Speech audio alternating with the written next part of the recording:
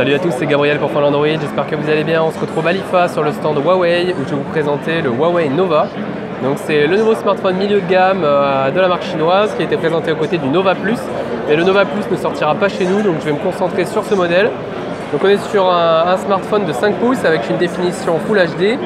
Un design qui est plutôt compact. Huawei a pas mal insisté là-dessus pendant la présentation en le comparant notamment au Galaxy A5 de Samsung. Et en termes de design, comme vous pouvez le voir, ça rappelle le Nexus 6P qui a été fabriqué également par Huawei. Donc on retrouve toujours cette bande ici avec le capteur photo qui fait 12 mégapixels. Cette fois on a une ouverture f2.2, le flash juste à côté et ici un lecteur d'empreintes pour déverrouiller le téléphone. Sur la tranche droite, le bouton de mise sous tension juste ici et les boutons de contrôle du volume.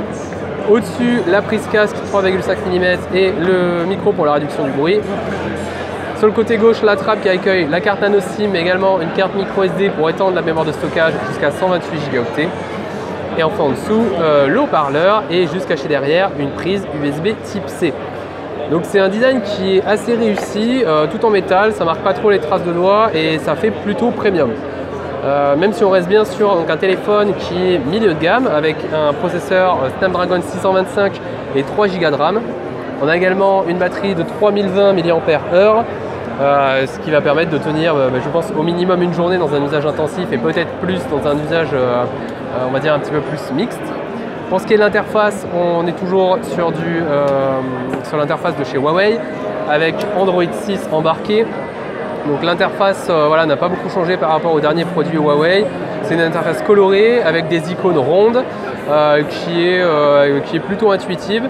On a toujours le panneau des notifications avec donc ici toutes les notifs qui sont affichées sous forme de timeline. Et lorsque vous bougez comme ça, vous avez un accès aux raccourcis et aux paramètres pour le Wi-Fi, le Bluetooth, enfin voilà, accéder à tous les paramètres qu'on connaît déjà sur Android. Les touches sont directement sur l'écran. Je vais faire un petit tour dans l'application photo. Là aussi, pas d'énormes changements sur ce point. C'est l'interface Emotion UI qu'on connaît déjà chez Huawei.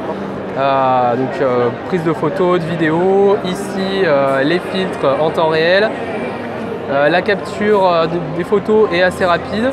Bon, comme ça, de prime abord, la qualité semble correcte. Après, évidemment, il faudra prolonger ça lors d'un test un peu plus complet.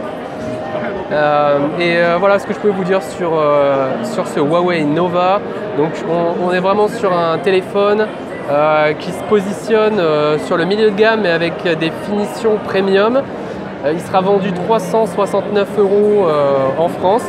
Donc voilà, on verra s'il arrive à se positionner sur le marché et si ça peut convaincre certains utilisateurs. Et en attendant un test plus complet, je vous remercie d'avoir regardé cette vidéo.